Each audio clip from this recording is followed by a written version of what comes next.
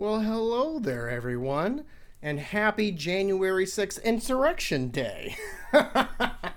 It's been 1 year since that, well, for the lack of a better word, that traitorous ex-president Donald Trump incited that insurrection at the Capitol, that worst case scenario. It sure seemed like a lot of those white assholes that were storming the Capitol were going to kill some representatives on both sides, but let's be real, they were mostly hunting for Democrats and progressives, although they were going to hang Mike Pence. It's just a giant clusterfuck. The January 6th Commission has been releasing some information. Some of it I've covered here. I'll cover it more so in later podcasts because I really just want to talk about 1 year later, what the fuck have we learned? Well, not a whole lot.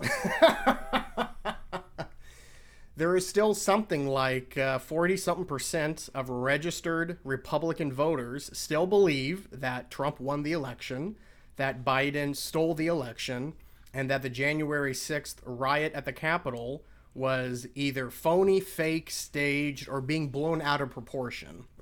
Never mind that those Trumpers, those all lives matters, those don't tread on me cocksuckers actually murdered police officers, and those people tend to pick police over anybody else in this country. Those blue lives matter, all lives matter doofuses legitimately murdered police officers, and yet they still have the cojones to fly those fucking stupid, retarded flags all around. Like, well, just ignore the facts. Ridiculous. And as far as I can tell, Antifa and Black Lives Matter have killed 0 people. Anyway. And it's common sense that those January 6th rioters probably are unvaccinated and probably don't believe in climate change. So you have to really ask yourself, who the fuck cares about these people? And I still get immense pleasure and joy watching the videos of them getting arrested at like train stations, airports, bus terminals, them crying, but we're heroes. We listen to our president. Well, they're acting like we're terrorists. I still find it hilarious that those people still can't comprehend why they are considered terrorists. I mean, you stormed the Capitol, beat up police, went into the Capitol, stole shit, beat up shit, and were looking for people to, at the very least, to hurt. And most of those people probably would murder any representative they got their hands on. So I don't feel... Well, let me rephrase. I feel very little empathy and compassion for those people. Now, if you were just at the Capitol during that and you did not riot, but you were there with signs or a blowhorn or whatever, and you were just, an ignorant doofus, I have a little bit more compassion and empathy for you because you're just ignorant. Now, if you truly, truly, truly believe that Biden won the election, but you think you want to look good in your stupid circle and still fly that MAGA flag or that protect the seal, or what's their stupid saying? Steal the seal or something. It's something stupid rhyming. By the way, can we stop with the stupid buzzwords and the stupid phrases like "Let's go, Brandon"? Biden himself was laughing about it. Oh yeah, let's go, Brandon. Why can't you just say, go fuck yourself, Joe Biden? I mean, when Obama was president, when Trump was president, I don't think there was any of these like quote unquote hidden phrases that basically would say they can go fuck themselves. During Trump's presidency, I would just say, fuck you, Donald Trump. When Obama was president and he did something I didn't like, I would say, fuck that, Obama. I wouldn't be like, well, let me just make up something because no one can understand it. It's a hidden meaning. Motherfucker, you're acting like this is World War II and you're writing secret codes in invisible ink and only the Navajo Indians can break the code. Are you guys fully TikToked and Franken beans? Just chill. Anyway, back to January 6th. Let me pull up an article that I wanted to read about here. Governor Jay Inslee, this is the governor of Washington State where I live, Governor Jay Inslee is to support a bill to make lies by elected officials and candidates about the election results a gross misdemeanor. fully on board with this. Governor Jay Inslee called on a Washington state lawmakers Thursday to pass legislation making it a gross misdemeanor for some to spread lies about election results. Inslee's remarks during the Associated Press legislative preview came as the governor spoke forcefully against what he called a continuing coup on the one-year anniversary of both the Capitol insurrection in D.C. and a protest where demonstrators breached the gate of the governor's residence in Olympia, that is the capital of Washington state, for those of you that are not from the state. That incident forced Inslee to a secure location that day, like many others in the Capitol. Former President Donald Trump, Inslee said, is still intent on continuing this coup effort, and I can't disagree with that. That orange Cheeto cunt was going to speak today and probably incite more violence, but thankfully he canceled it. But then you still have traitors like Marjorie Taylor Greene and Matt Gaetz, that pedophile, and Steve Bannon still getting out there and talking to their constituents about, we have nothing to be ashamed of about January 6th. We proved this and proved that.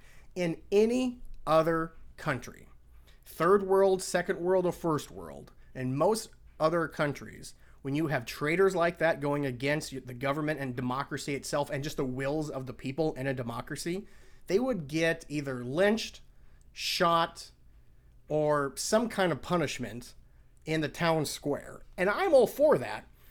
If the January 6th commission ends and we have a list of like 20, 25 individuals that were elected officials that helped the riot, I want to see a gallows built outside the Capitol, and I want those motherfuckers at least to be scared about getting hung.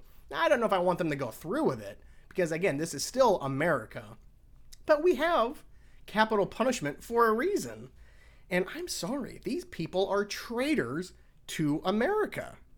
I mean, you look up traitor in the dictionary, there should be a picture of those Matt Gaetz's, Marjorie Taylor Greene's, and the Trumps of the world. This is ridiculous. Inslee cited 3 Republican state lawmakers who used taxpayer dollars to attend a symposium on election fraud that trafficked in debunked conspiracy theories. Held by MyPillow CEO, head cunt Mike Lindell, the event in South Dakota. Do we really need 2 Dakotas? Go fuck yourselves, Dakota. You got one now. It's just called Dakota. South and North, I think that's probably a remnant of the Civil War. Go fuck yourself, Dakota. Revealed no such evidence of fraud in the November 2020 election, and even some of the experts Lindell has invited said the hacking data that he discussed was nonsensical. Inslee handily defeated Republican candidate Lauren Culp in the 2020 election, who also believed in that nonsense. And we have to realize, unfortunately, it's not just in other states, it is right here in Washington state, this ongoing coup effort, added the governor. The legislation is still being drafted, and the governor is working to find sponsors for the bill to make such lies a gross misdemeanor. It should not be legal in the state of Washington for elected officials or candidates for office to willfully lie about these election results. Goddamn right, Inslee. Another reason why I like you, and I'll keep voting for you. And I would pay good American money if pay-per-view said, all right, we're going live. We're going to tar and feather Matt Gaetz's, Marjorie Taylor Greene, Steve Bannon's, the Donald Trumps, anyone from Fox News who supported it on live TV, and I want to hear the screams and the moans and all of that shit. I want to hear it, I want to watch it, and I want it to be a teaching tool. Now, true, it could further divide people, but I don't really care at this point. The fact that some people still believe, 1 year later, all of these fucking lies and basically support a coup in this country, and they are facing 0 consequences. I mean, Marjorie Taylor Greene got kicked off some social media. Who gives a fuck? She's still serving in the fucking government. Same with Bobbert, Hawley, who's that one-eyed fuck that's the Navy SEAL? Crenshaw, and of course, the head one, Matt Gaetz, that pedophile. There's been no consequences. The only consequences have been given to Republicans who fight against Trump, like Cheney's daughter, Laura Cheney. Well, I'm not a fan of that bitch either, but she's on the right side of history in here at this point. So we need to see results from this commission. Now, the Attorney General Merrick Garland came out the other day and said, we are going to prosecute anyone that we find guilty. Now, I hope he takes them to the full extent of the law, and I want to see people go to jail, or at the very least, be thrown out of the government, and never be allowed to hold any elected office ever again. Now, they could pull the Kyle Rittenhouse effect, which you get kicked out, but yet you're still being held as the holy grail of Republicans, whatever. I mean, that poor Rittenhouse fucking kid is being thrown around like he's some golden god amongst the religious right or the conservative right. Anything that's a right, they have Rittenhouse's smiling dumb fucking head. I mean, that kid has no idea. He's just one of the largest pawns right now. But yeah, they can go fuck themselves, all of them. So, in my estimation, I want to see results. I want to see convictions, and I wouldn't even mind seeing some people die that supported the insurrection and continued to do so. That may sound harsh to some of you, but this is my country, and I don't stand for fascists or people that want a coup, nor people that still fly the Confederate flag openly and say, it's not about race. I'm sick of these people. They're holding us back from progress. Switching gears a little bit, but still within January 6th, I would like President Biden to make it an anniversary of sorts, make it a federal holiday, and rename it Eugene Goodman Day. Now, for those of you that don't know, there was that prolific photo of the black police officer holding his hands out and having his hand resting on his gun and yelling at these insurrectionists to stop and halt inside the Capitol, and he bid enough time so that lawmakers could flee and hide. Without him, it is possible that some of those insurrectionists would have murdered people. And in my opinion, Eugene Goodman should have been the Time Person of the Year, not that tax thief South African bitch face Elon Musk. God, I would love to have one of his rockets explode with him on it. But let me tell you a little bit about the hero that is Eugene Goodman. He is an American United States Capitol police officer who, during the 2021 United States Capitol attack, diverted the rioters from the United States Senate chamber. He is a U.S. Army veteran who later served as the acting Deputy Sergeant at Arms of the United States Senate. On February 12, 2021, the Senate adopted a resolution awarding Goodman the Congressional Gold Medal. I would give him the Medal of Honor. The highest thing you can give a civilian, I'd give to him. Well, he's not really a civilian because he did serve in the U.S. Army. So let me tell you how he responded. On January 6, 2021, supporters of Donald Trump breached the United States Capitol building when Goodman, unaccompanied by other officers, this guy was a lone wolf, confronted them. He has been cited for heroism in baiting and diverting the crowd away from the Senate chamber in the minutes before the chamber could be safely evacuated. As the crowd reached a landing from which there was an unimpeded path to the Senate chamber, Goodman pushed the lead person, Doug Jensen, that traitor, and then retreated away from the chamber. One report described his actions as follows. In short, he tricked them, willingly becoming the rabbit to their wolf pack, pulling them away from the chamber where armed officers were waiting, avoiding tragedy and saving lives. Lives which include their own.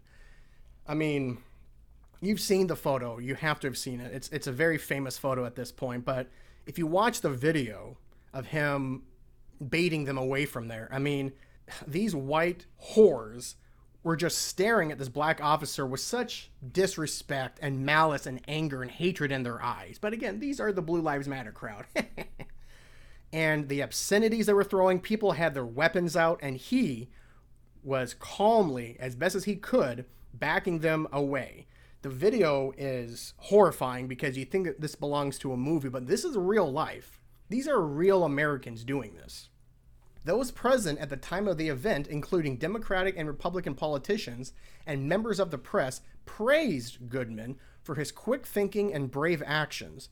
Republican Senator Ben Sasse credited Goodman with having single-handedly prevented untold bloodshed. Goodman's former unit, the I'm bad with Roman numerals, XVIII. I think X is 20, V is 5, so 27 Airborne Corps? I don't know. Military using Roman numerals, come on. Goodman's former unit, the Danker Airborne Corps, issued a statement commending his valor and saying that he was a hero long before last Wednesday. Goodman's actions were captured in video footage taken by HuffPost reporter Igor Bobich. Bobich's footage of Goodman went viral, receiving more than 10 million views. I'm sure it's way more than that now. A second video of Goodman's confrontation with the crowd was published by ProPublica on January 15th. Goodman's actions have been credited with saving the lives of the senators who, at the time, remained inside the chamber. A video released on February 10th, 2021, during the second impeachment trial of Donald Trump, showed Goodman leading Senator Mitt Romney away from the rioters during the January 6th attack.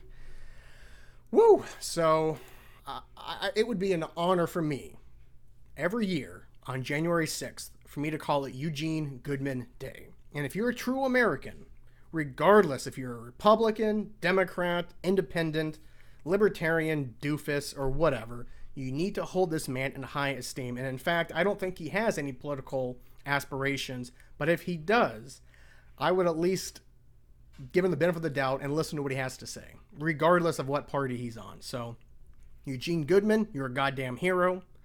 And if you support the January 6th insurrectionists, you are a traitor to this country, and you need to get the fuck out. Go to Russia or China. They will welcome you in with open arms. But anyway, enough about January 6th. It's a dark, dark, dark day in this nation's history, and we better do something about it. 1 year later, I'm not satisfied. But enough about that. Let's move on to some other news. This news story hits a little close to home for your boy here. Amazon settles with the National Labor Relations Board to allow its employees to freely organize and, most importantly, without retaliation. I'll believe it when I see it, because they've been retaliating against any and all employees who do want to unionize. Believe me, I know people. According to the settlement, the online behemoth Amazon said it would reach out to its warehouse workers, former and current, via email, who were on the job anytime from March 22nd to now, to notify them of their organizing rights.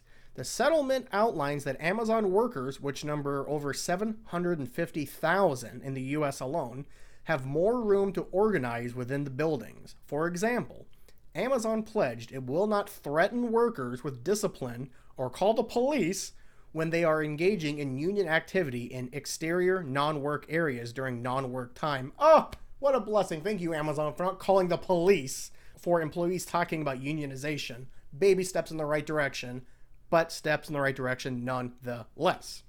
According to the terms of the settlement, the Labor Board will be able to more easily sue Amazon, thank Christ, without going through the laborious process of administrative hearings, if it found that other online company reneged on its agreement. Whether a company has 10 employees or 1 million employees, it must abide by the National Labor Relations Act. General Counsel Jennifer Abruzzo said in a statement, a paisan, an Italian doing good in the world, not like those Cuomo brothers or, who's that cocksucker from New York, Giuliani. This settlement agreement provides a crucial commitment from Amazon to millions of its workers across the United States that it will not interfere with their right to act collectively to improve their workplace by forming a union or taking other collective action. She added that working people should know that the National Labor Relations Board will vigorously seek to ensure Amazon's compliance with the settlement and continue to defend the labor rights of all workers. Amazon, of course, could not be reached immediately for comment. Kent Wong, the director of the UCLA Labor Center, called the settlement unprecedented and said it represents a sea change in attitude at Amazon, which is known to deploy fierce measures against union activity at its warehouses, not just the warehouses.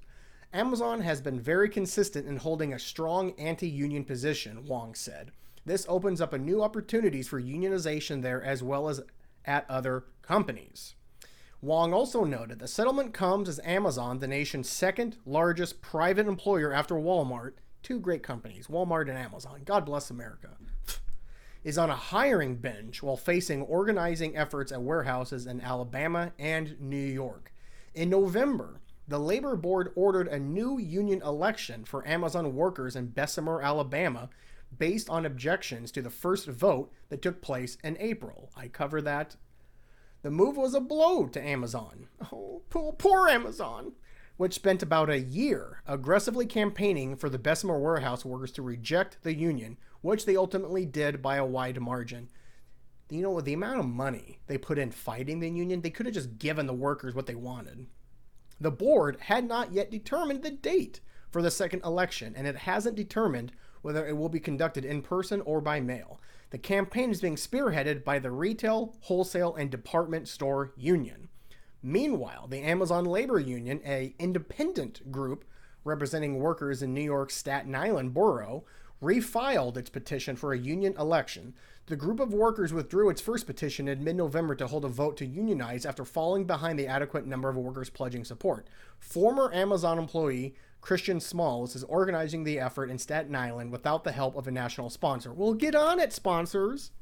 The organizing drive is also happening during a moment of reckoning across corporate America as the pandemic and ensuing labor shortage has given employees more leverage to fight for better working conditions and pay.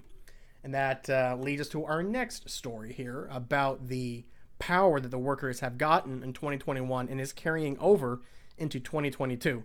But before I go into that, my opinion on this is, of course, I'm very pro-union unless the union gets too large and it gets corrupted, like the police union, which I still say is the worst union in this country. That union needs to be broken down and built back up the right way. So this is huge. If anything ever comes up where I work, because spoiler alert, I work at Amazon, and I have been on many email threads and signups and whatnot about unionizing efforts. I am pro-union. My Amazon has my name on all the documents, so I probably won't ever get axed for doing my job poorly or incorrectly because I don't do it incorrectly or poorly. But if I ever do get fired from Amazon, I always had a sneaking suspicion it would be because of my pro-union stances. But now that this is going on, at least I have a leg to stand on and I could always sue if that worst case scenario ever happens. But let's continue with the mighty power that workers have right now. And I don't know about mighty power, but they have power. This is probably the strongest leverage that the U.S. workers have had in my lifetime that I'm aware of. There's a record number of minimum wage increases set for 2022. A record number of states and cities will increase their minimum wage rates in 2022, with many exceeding $15, according to a new report by the National Employment Law Project. They found that 25 states and 56 municipalities will raise their minimum wage by the end of 2022. In many areas, the wage floor will exceed $15 per hour. I would like it to be in the 20s at this point, because really, if minimum wage kept up with inflation and just the times, it would be damn near $30 an hour. So $15 an hour is 15 years too late, in my opinion. Companies are experiencing a labor shortage with workers quitting in large numbers, some permanently citing low pay as one of their major culprits. Others have engaged in strikes or other forms of worker-led activism. Demands for a higher minimum wage increased with the COVID-19 pandemic. Low pay, a lack of job security, and poor working conditions are endemic to service and other frontline jobs, which disproportionate effects on Black women, Latinas, and Asian Americans of any gender, says the National Employment Law Project. Now, I gotta say that word again. I fucked it up. Disproportionately affect. But the word's not disproportionate. Disproportionate effects Black women, Latinas, and Asian. You know what I'm trying to say. I can't help it if I'm Franks and Beans right now. November 22 will mark the 10-year anniversary of Fight for $15, the campaign led by workers of color demanding a $15 minimum wage and a union. 10 years they've been fighting for it. 10 years. And when they're going to get it, it's already outdated. It should easily be at the bare minimum. The federal minimum wage in this country should be $25 an hour. 21 states and 35 cities and counties will increase their minimum wage on Saturday, with the rest following suit later in the year. 47 cities and counties will have wages that meet or exceed $15 per hour by the end of 2022. This includes Washington, D.C., and 11 California localities where a $15 minimum wage has been met, and further wage increases to account for inflation are expected. There are 10 states with laws in place looking to reach a minimum wage of $15 or more by a specific amount of time, including California, Delaware, Illinois, Maryland, Massachusetts, New Jersey, Connecticut, Florida, surprisingly, and Rhode Island. The 10th state, New York, has a law that says minimum wage will increase until it reaches $15. Oh, then it's going to stop. Already in New York City and Westchester County, and all for fast food employees statewide, minimum wages are at $15 an hour. Some of the states that will increase their minimum wage on January 1st will be increasing their states by $1 or more. In California, the minimum wage will be $14 for small employers and $15 for large, increasing from $13 and $14 respectively. Oh, that extra dollar does make a difference, but come on, California, you corrupt, broke-ass state, do better. Underpaid workers, especially black and brown workers, have been mobilizing to demand higher wages, safer workplace conditions, and dignified jobs. And they're succeeding, says NELP Executive Director Rebecca Dixon. Now, the NELP, again, for those of you that forget, is the National Employment Law Project.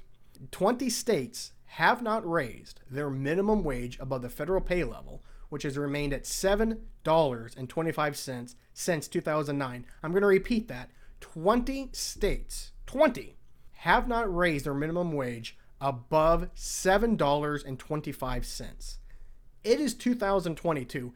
I don't give a fuck where you live in America. $7.25 is not going to get you shit, even if you live in the shithole state like West Virginia. Ugh, ridiculous. But that's progress, baby. And if I'm pro-union, I'm also pro-minimum wage hike. I wish the President Biden would have fought harder in his first 100 days for minimum wage. He talked a lot about it. He got a lot of pushback. He got defeated, and he gave up. I blame Biden for this.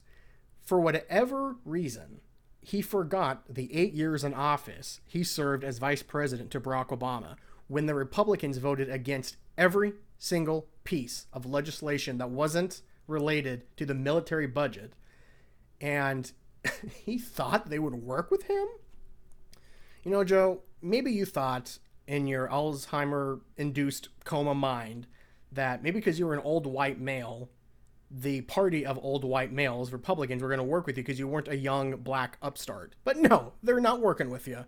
So he fucked up big time. He should have known what he was getting into. He should have known. But maybe that's why Biden has a disapproval rating of damn 56 or 57% right now. The motherfucker's got to figure his shit out. But anyway, this is great news in terms of unions, minimum wage hikes. This is great news. But let's move on from this and talk about some fun stuff like the Seahawks winning. Ooh, baby. So yes, the Seahawks of 2021 beat one of the few teams worse than them, 59-21. And that, of course, is the Detroit Lions, who are in full rebuild mode and don't look like they're going to get out of it anytime soon. You know, there's just some franchises that are always going to be shitty more often than there are even average or decent. I would throw the Detroit Lions on there, the Cleveland Browns, Washington football team, whatever their new dumb fuck name's going to be. The Buffalo Bills really up to the last couple years. And I'm sure there's others, but Jacksonville Jaguars, how could I forget them? The New York Jets are really bad. Chicago Bears are really bad. That's just football. If you go to basketball, you got the Knicks are awful. You go to baseball, you got the Pittsburgh Pirates, our own Seagers. So we beat the Detroit Lions. Big whoop. Russell Wilson throws for 4 touchdowns. Rashad Penny runs for a few scores. And all of a sudden, people are talking about, well, maybe we shouldn't tear down this team and rebuild. You thick fucks. Any Seattle Seahawk fan that's got a monicum of common sense can look at the last 5 seasons, and I just picked 5, but really since 2013 Super Bowl loss, and see the downward spiral, much like diarrhea down a toilet, that have been the Seattle Seahawks since that Super Bowl loss.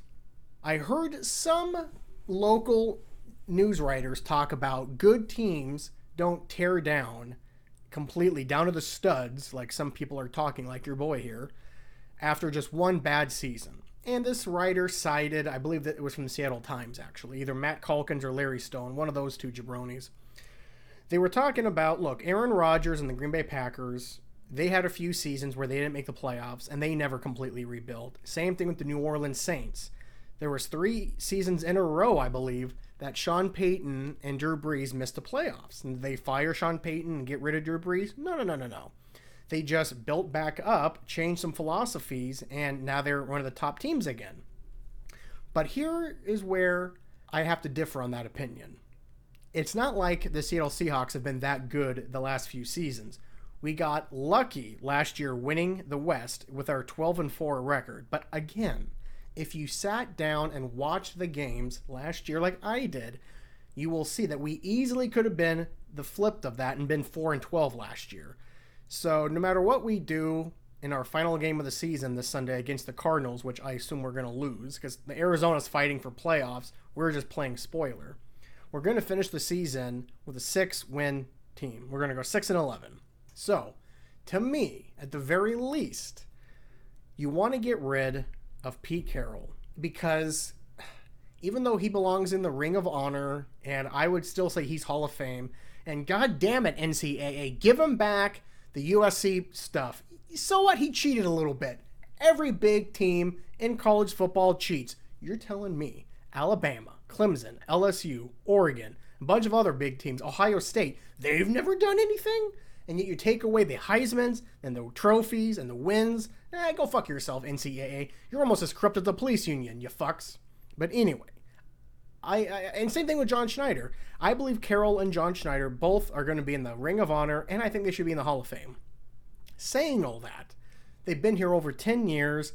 I think the time has come to get some new blood in the ownership and as a coach, because they just seem to be out of touch and out of date with what is currently happening in the sport of football.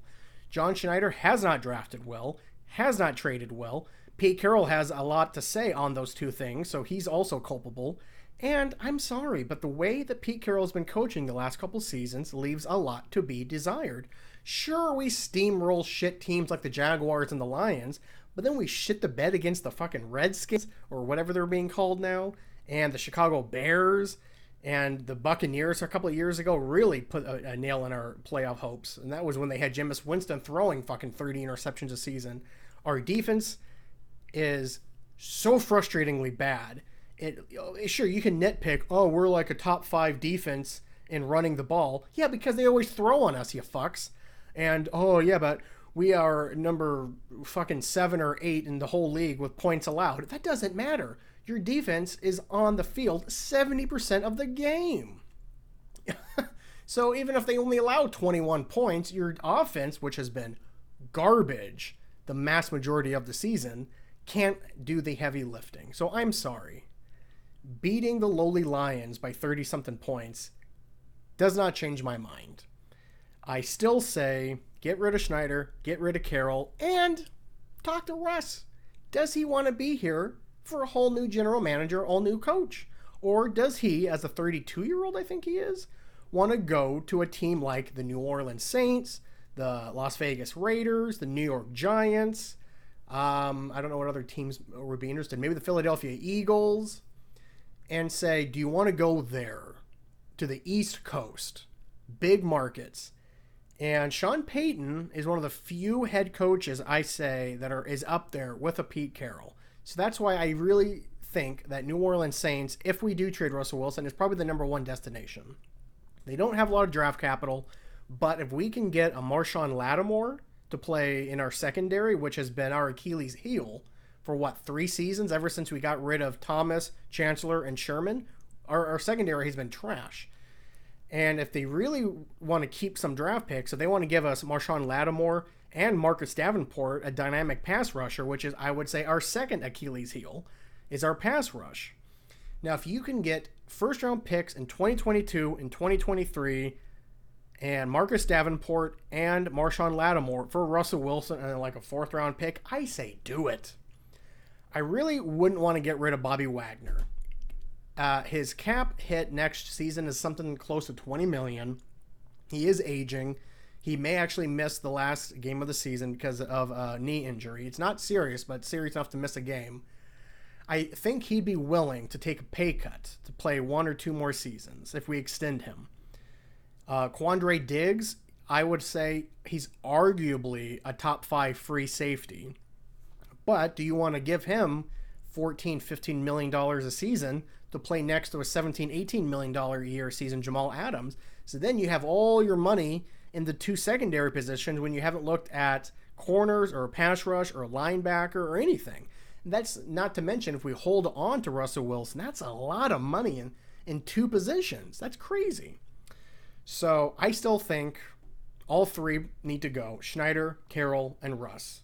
It pains me to say this. It really does. And I really, really do not want to trade Russell Wilson within the NFC. But if we get the best trade offer, it's from the Saints or the Giants or the Eagles, or maybe Washington wants him. I don't know. A wild card that I'm calling is the Cleveland Browns. It sure seems like the ownership, the coaching, and even some of the players are done with Baker Mayfield, their hot young quarterback. And I think Baker Mayfield is a little overrated, but he's got the skill set and he has the high ceiling that you want when a young quarterback. And you can't really take this year as defining a Baker Mayfield. He was injured all season. And really, Cleveland should have been playing their backup a few times. You could say the same thing about the Seahawks, bringing Russell Wilson back probably 2 to 3 games too early from his broken thumb. So if Cleveland wants Russell Wilson, I would say do it, because they have a bevy of young talent that you can build around. But like most of the other teams, they don't have a lot of draft capital. So the same thing with the Saints. I would do with the Browns. They want to trade Baker Mayfield, maybe a young offensive lineman or a pass rusher, and a first-round pick this year and next year. We'll give him Russell Wilson and maybe a 4th or 5th rounder. Hell, I would even throw in a player or two, maybe an LJ Collier, that bust. So if you're asking Angelo's opinion on who he would like to see Russell Wilson traded to, my number one team would be the Cleveland Browns, because I think Baker Mayfield is a above average quarterback right now. And if you bring in a good coach, a young coach, I think he could hit his momentum and really grow and be maybe the next Russell Wilson. He's got the same height, same kind of playing style. He's not as much of a juking runner like Russell Wilson was when he was Baker Mayfield's age, but still the talent is there. My number 2 team would be the Raiders, because again, I don't want Russell in the NFC, because I don't want to have a higher chance of playing him multiple times in a season or in the playoffs. Whereas if he's in the AFC, you have a lesser chance of playing him. It'd break my heart to see him in silver and black, but it'd be kind of cool, another thing about it. So yes, it would go Browns, then the Raiders. And if we're going to go in the NFC, just for pure draft picks, I would pick the Giants and the Eagles, because they both have multiple first-round picks. Philadelphia has 3, by the way. And then, if not that, then some of the lesser teams in terms of draft capital, like the New Orleans Saints, like the Washington football team. Maybe, here's another wild card, Carolina Panthers. Although I think Carolina would rather trade for Deshaun Watson, another quarterback that is probably going to be in the market. This is something not a lot of people are talking about, but the 2022 offseason, you're going to have 3 major all-pro, Pro Bowl level of talent quarterbacks that are probably going to be on the trade block. Besides Russell Wilson, you have Deshaun Watson and Aaron Rodgers. And then you have some second-tier quarterbacks that may get traded, like the Baker Mayfields, like, what's that jabroni's name in the Raiders? Derek Carr and Sam Darnold of the Panthers. So there's a few quarterbacks, although I would say Sam Darnold is not as big of a name as even Baker Mayfield. But that's what I would do. You're probably going to have some retiring players, such as a Dwayne Brown and an Al Woods. They're in their mid-30s. Hell, Dwayne Brown's in his late 30s. And as much as it pains me to say this, I would tell Quandre Diggs, we want to bring you in, but we're going to be rebuilding. Can you take a pay cut? He's probably not going to want to do it. You could franchise tag him, but then he's going to be disgruntled more than likely. So I don't know what you want to do there. I don't. I would want to sign him again, but God, giving him $14 million and having Jamal Adams playing right next to him with $17 million, and you don't address the corners or the pass rush, that's a lot of money. It's going to go to waste. That's how I feel about that. But if you re-sign Diggs and trade Wilson to a team and get like a Marshawn Lattimore from the Saints, I wouldn't feel so bad at that. But anyway, I think we need to just pump the brakes, because the Seahawks dominated the worst team in football, arguably. I would say Jacksonville, the New York Jets, Houston Texans, the Detroit Lions are all right there. We're not much better, people. We're right up there with the Chicago Bears and the New York Giants. I think that's where we are, that second tier of bullshit. But anyway, moving on to the other Seattle sports. The Seattle Mariners are all quiet on the Western Front, if you will, because of the greedy owners are still having a strike, so we still don't have any baseball. But I can't believe I haven't addressed this, but the Iron Man of the Seattle Mariners, Kyle Seager, surprisingly announced his retirement around Christmas. And I took some time to talk about it because it hit me very emotionally. Sports is just one of the many things that makes your boy just blubber and cry like a little baby bitch. And watching Kyle Seager, what ended up being his last game, his final hit last season, I mean, I was bawling watching it. And now it's iconic because that's it. He's not playing anymore. If you're a Seattle Mariner fan, do yourself a favor, rewatch Kyle Seager's send-off at the last game of the season at Safeco. It was well known we weren't going to bring him back at the current contract that he had. We were going to let him test free agency for the first time in his career. But instead of playing in the same division as his brother, Corey Seager was given fucking a gigantic contract by the Texas Rangers. I think it's like a top 5 or 7 contract in baseball history. So it would be kind of cool if we ended up re-signing Kyle Seager to a lesser deal. And then, we play the Texas Rangers, 30 times a season? It would be kind of cool to see the two Seager brothers playing against each other that much. But it's not going to happen. It's not meant to be. So I say Kyle Seager is, the best third baseman the Seattle Mariners have ever had. And it's not even close. I mean, he has some historic games as a Mariner. There's that one game I remember, I think it was against the White Sox, when he single-handedly, I think, drove in like 9 or 10 runs. He had a grand slam, he had a triple, he had a double. He almost hit for the cycle, but he didn't get the single. He was a great teammate. I remember him and Nelson Cruz, another one of my favorite Mariners of all time, just seemed to have this camaraderie that I wish all players had. I mean, those spine-crushing hugs that he would give to Nelson Cruz, who had to have been 3 inches taller and 40 pounds heavier than Kyle, but Kyle would still hug and lift that behemoth up. God, I miss Nelson Cruz too. Oh God. And then of course let me pull up some Kyle Seager moments here. Oh yeah, I remember this play in 2016. I think we were going to we ended up not making the playoffs. It became so close during one game where we ended up winning because of Kyle Seager made one of the greatest defensive plays at third base you'll ever see to hold on to a victory that put us actually in the driver's seat for the playoffs. But of course we are the Seattle Mariners and we ended up not making them. And you know what? Go to the website Lookout Landing. It's a Seattle Mariner fan blog, and they have done some amazing write-ups about Kyle Seager. Oh yes, his walk-off against the Astros. I remember that. Oh God, his big game in New York City in 2019. I remember that. The first time his brother came as a Dodger and played, that was a big one. Oh, James Paxton's no-hitter. That's probably Kyle Seager's trademark defensive play. Oh God, just go to the fucking website, Lookout Landing. They have an article called Top Kyle Seager Moments with videos. Good God, that play to save James Paxton's no-hitter. Can I play it? How's the sound here? Let me see if it'll work here. We ended up winning 5-0 against the Blue Jays, which is interesting because that is James Paxton's home team. James Paxton is a left-handed pitcher, one of the best actually in the last 10-15 years if he could stay healthy, and he's from Toronto. Let's see if this plays. Yeah, it does. Now a 2-2. Ground ball, Seager down to his chest. Wilson on a bouncing top. What a play. Oh, Jesus Christ, Kyle Seager. That saved the no-hitter. That was in the 7th inning. That was the closest Toronto came to beating the no-hitter, and they didn't do it. Of course, he made one of the most GIF-worthy moment of any Seattle team ever is when he was calling for time by Jared Weaver, a Anaheim Angels pitcher, who was rushing him. And Kyle Seager at this point has been playing for over a decade. So Weaver was just jawing at him, and Kyle Seager basically said, will you fucking hold up? I'm taking a fucking break. And Kyle Seager, guys, is very, very private. He doesn't do many interviews. He doesn't talk to the press. He doesn't have social media. He's a private person, and he doesn't really even show any anger or displeasure. So for him dropping like 6 fucks in a span of 30 seconds and an opposing pitcher, let alone a pitcher that dominated the Mariners for so long, Jared Weaver, oh, I loved it. I love it.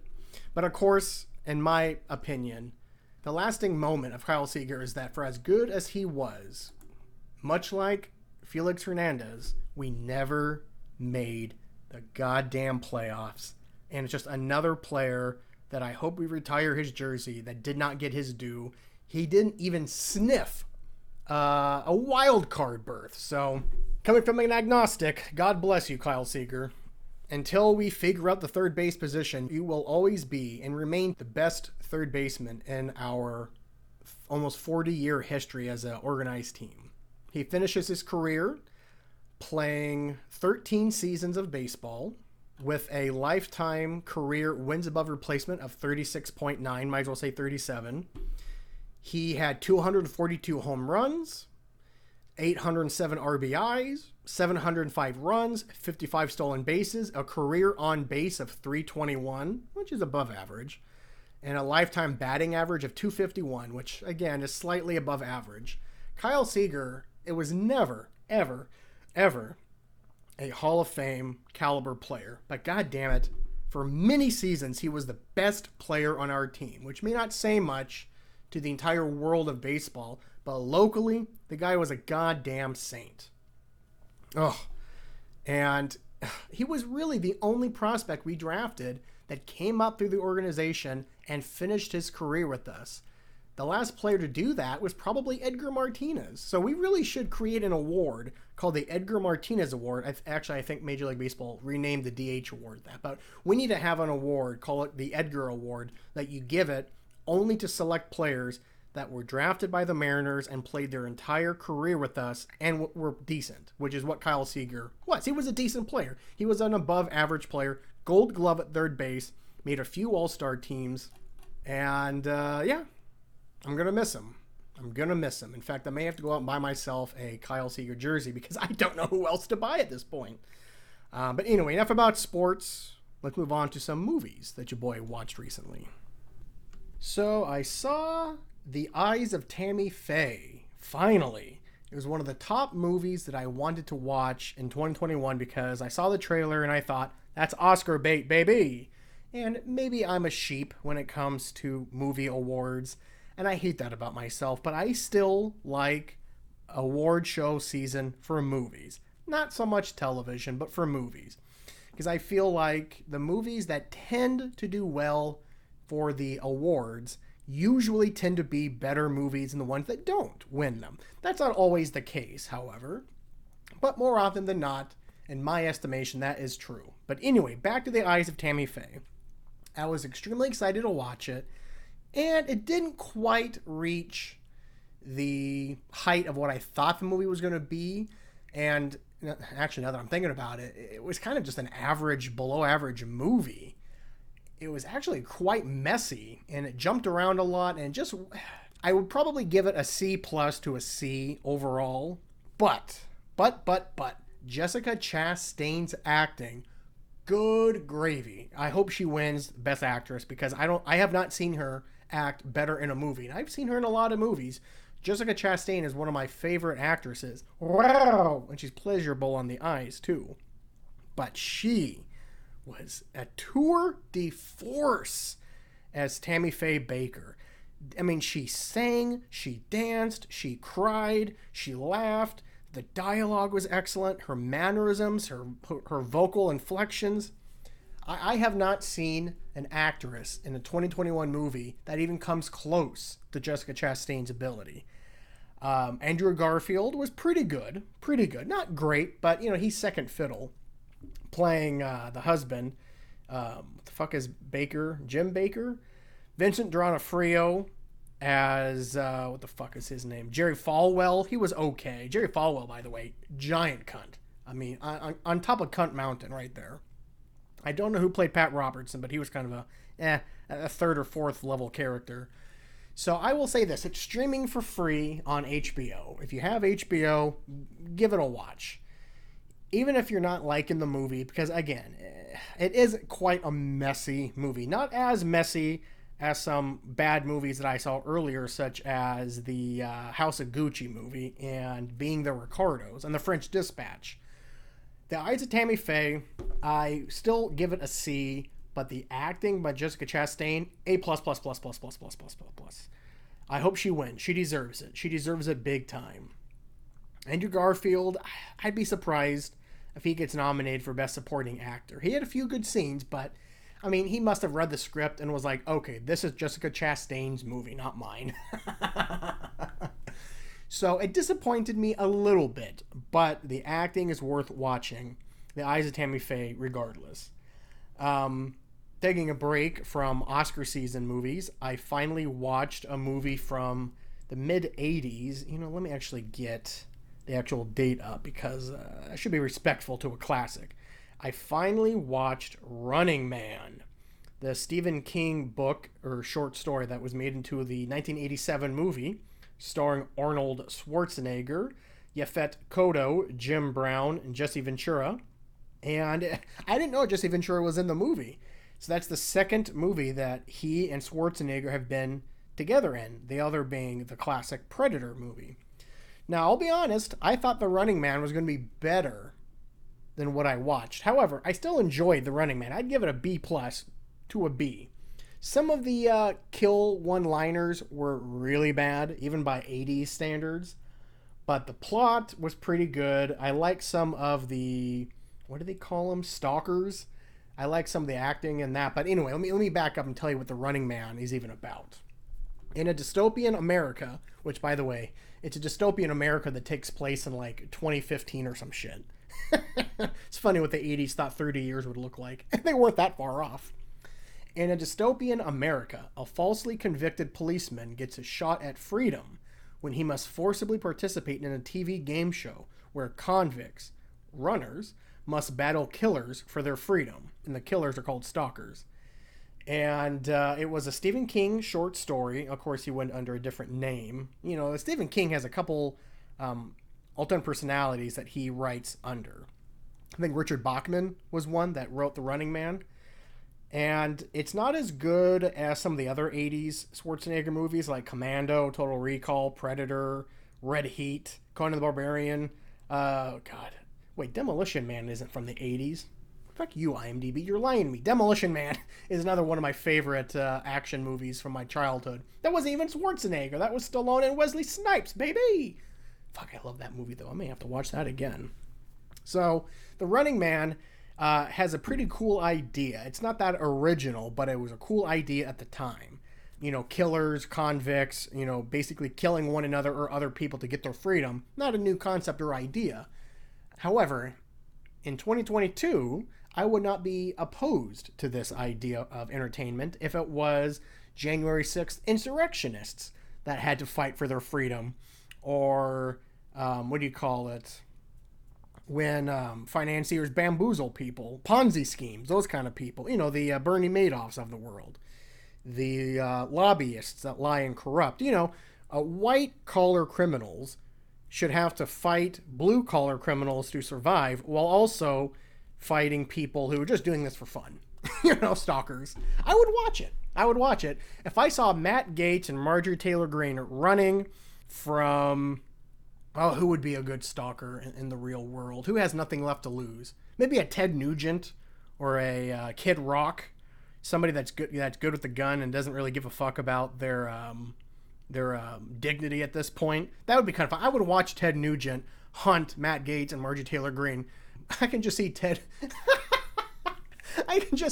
Ted Nugent in a helicopter with an AR-15 just mowing him down. Oh, I would pay to watch that. I would. I'll be honest. I'll be watching that if that happens. Anyway, Eyes of Tammy Faye, The Running Man. What the hell else? I watched another movie. I'm going to go watch the remaining top movie from 2021 that I've yet to see, Licorice Pizza. I'm dying to watch this movie.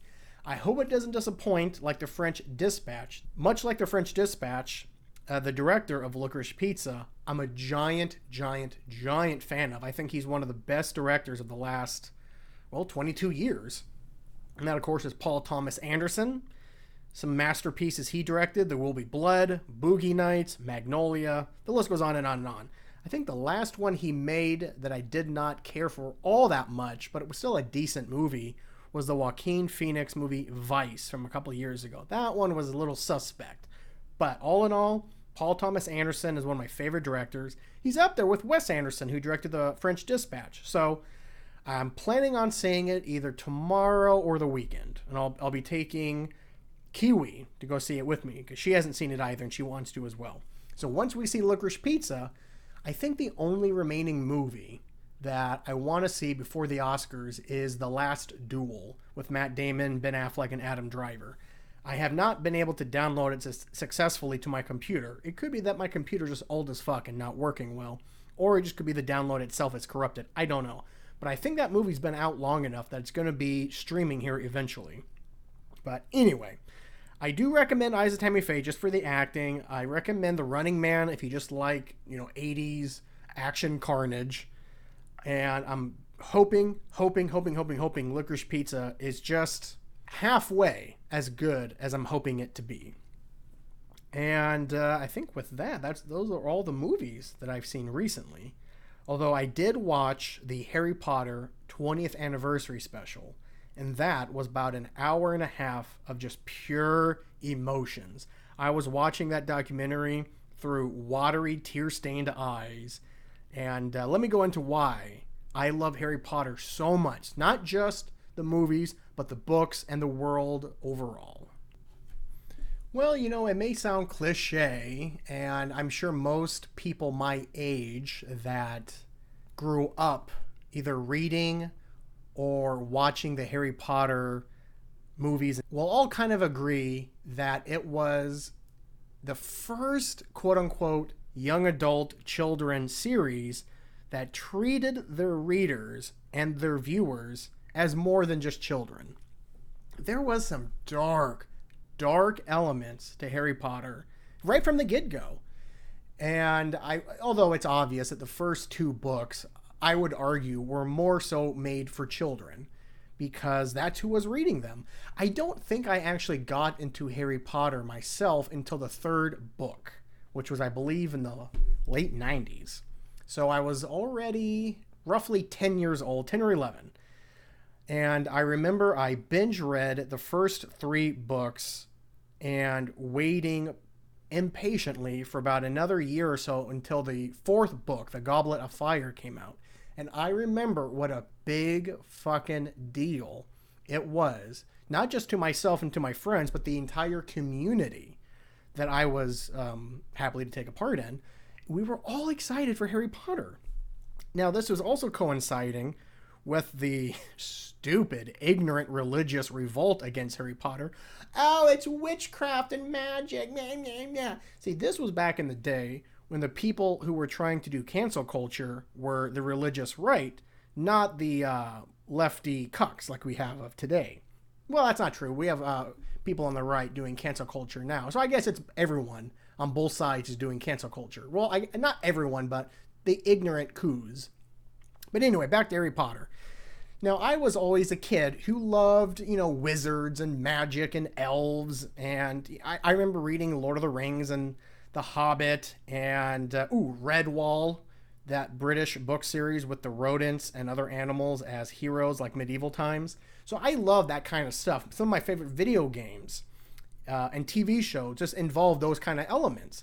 And so Harry Potter was the first book series that was released in my lifetime that had a lot of that stuff. And plus the magical creatures and Voldemort. Oops, I can't believe I said his name. It all it triggered something in me. And really, I'm not the only kid, but it triggered something in all of us.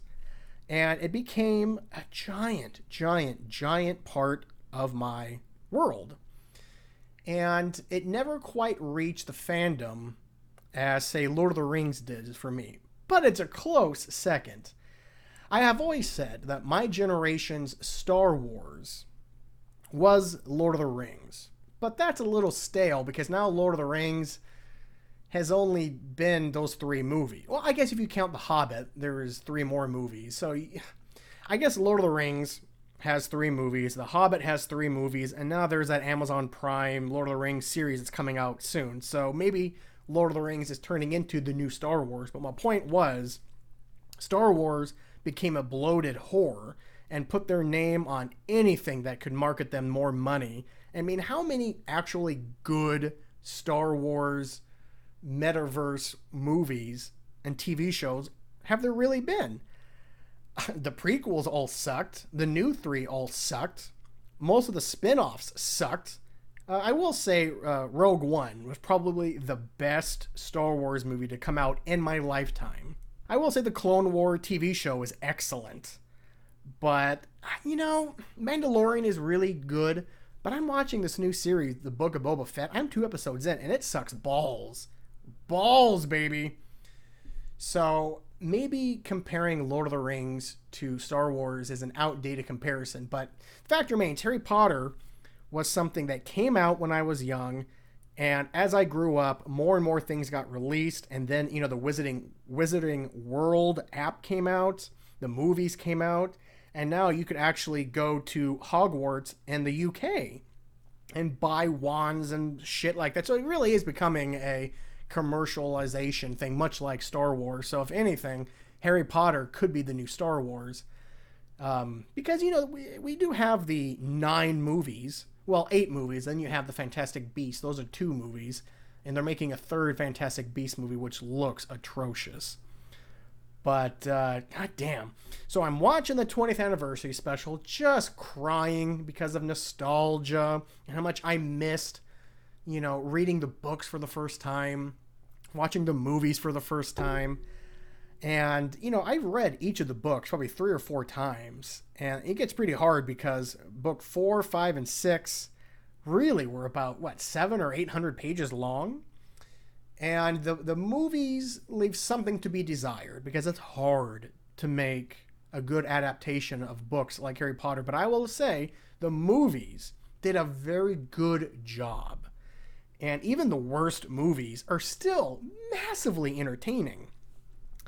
But I honestly do not know of a book and movie series to come out during my lifetime that I hold as dear as Harry Potter. I really, really, really wish that the world of Harry Potter was real. Oh my God. I would probably be in Ravenclaw, and I'd probably be banging some Slytherin hussy because that's just how I roll. I'd be going through the dark arts. I'd be a good teacher, but I also would be a little bit of a Hagrid too. Anyway, I love the world of Harry Potter. It means a lot to me. One of my bucket list items is to go to the UK and go to the Hogwarts. And once Kiwi finishes up reading all of the books, I told her, when you finish those books, we're going to watch all of the movies together. Because watching that anniversary special just brought back all of these feelings and emotions. And God, it really just tied life together so well. And I just remember experiencing the movies for the first time and not seeing anything like that before. And watching Daniel Radcliffe and Rupert Grint and Emma Watson reminisce about basically growing up on film, experiencing their first kisses, their first relationship, their first jobs, their first, a lot of things, not knowing that they were working with the cream of the crop with London acting.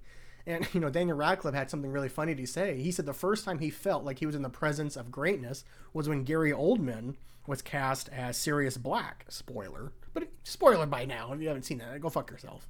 So I will say, if you're a fan of Harry Potter, or even 1% of a fan compared to me, watch the 20th anniversary special on HBO. And if you don't cry, then I'm sorry. A Dementor took your soul. Oh my God. And when they were paying respects to those that were lost in the movie, I mean, Alan Rickman. Oh, I'm gonna start bawling here. I love Alan Rickman's Snape. I just like Alan Rickman as an actor. Galaxy Quest and Die Hard and other stuff. God damn, I miss him the most out of everyone from Harry Potter that has passed. Richard Harris, of course, was a good Dumbledore for the first movie or 2, but nothing compares to Alan Rickman. And just hearing Ray Fiennes and Gary Oldman talk about working with Alan Rickman, it's just warms the cockles of my heart. So I love Harry Potter. I maybe will get a tattoo of something Harry Potter-esque soon. Still, I like Lord of the Rings more, but Lord of the Rings, you know, it was not new to my generation. The movies were, mind you, but not the books. So that's why I still say Harry Potter in my life was the most impactful book series. And at that time, I did not think a book series could outdo, Goosebumps, Animorphs, Redwall. I was reading a Blizzard fantasy series. What the fuck were they called? Drizzt Do'Urden was the main character. They made a couple PC games off of this, Icewind Dale and another one. But it doesn't matter. Those don't hold a candle to the Harry Potter franchise. And although it's a little stale now with the movies and whatnot, and I don't know why the majority of the Harry Potter world has revolted against J.K. Rowling. And maybe just because I'm ignorant of everything. All I'm really aware of is that she said some things about trans people, which maybe it's my own opinion. I think she said trans women are not the same as women, which I agree with. Biologically, they are not the same. But I don't think she'd been kicked out of the universe she created. I mean, that was my major nitpick of the anniversary special, is that she was not part of it. They played interviews of her, but it was from like 2017 or something like that. So it wasn't current and new, which kind of sucked because, again, there would be none of this without J.K. Rowling. So to me, Angelo Grosso, J.K. Rowling is a goddamn saint. Who gives a fuck about her opinions and other things? The fact is, she wrote a book that changed a generation's lives. Maybe a little dramatic there, but I think that's pretty accurate statement. So, oh god, Harry Potter! I can't wait to rewatch those movies. And I think we can close up shop here. Let's see, last thing I wanted to comment on. I do not like the idea of kicking off that Dr. Robert Malone, because he may have said some things about the vaccine that people may not like. I think it's accurate. Although I do think it is a little irresponsible of him to only talk about the negatives of the vaccine and of the U.S. federal government's handling of it, because he always, well, I shouldn't say always, but the interviews that I have seen, like I haven't seen the Joe Rogan interview with him yet. I haven't got there yet, but I've seen him talk on other podcasts, and I've read other articles where he was talking. He seems to be upfront that he believes in the vaccinations and he says all the right things, but then he goes into why things are bad, why things are hush-hush, why people are getting canceled, and he focuses all his time on the negatives of things that are really helping people. But that doesn't mean he should be deplatformed. I mean, this is America, baby. We have freedom of speech, and this guy is an expert. Without him, we wouldn't have the the mRNA vaccine? Something. He did something important. I'm too stupid to remember. But the fact is, he is an expert. He is a doctor. We should listen to what he has to say. But it is irresponsible of him to only focus on the negatives. But that doesn't mean you should kick him off of everything. I mean, this is ridiculous. Twitter kicks him off, but yet fucking Al-Qaeda and ISIS have a social media account. But this Dr. Robert Malone can't? Go fuck yourself, social media goobs. But anyway. We're done here. I love y'all. Take it sleazy. Don't do anything I wouldn't do. And I'll see you guys around the bend, and I will leave you with a very hilarious Andy Cohen tirade on New Year's about the outgoing governor of New York, de Blasio. That bitch ass. So this is a New Year's Eve in New York, like Andy Cohen always does with his partner in crime from CNN. The fuck is his name? Anderson Cooper. And I don't know if he was drunk or what, but Andy Cohen said some things that I think all New Yorkers can agree with. Hey, Happy New Year. Happy New Year. Happy New Year, everybody. 2022, don't you feel cleansed? Cheers. I hope this is a great many shot advance. Oh yeah, he's drunk as fuck. Let me tell you something. Oh, please, tell us something, Andy. Watching Mayor de Blasio don't go on a rant. On a rant tree lap dance. After 4 years of the previous job as the mayor of New York, the only thing that Democrats and Republicans can agree on is what a hard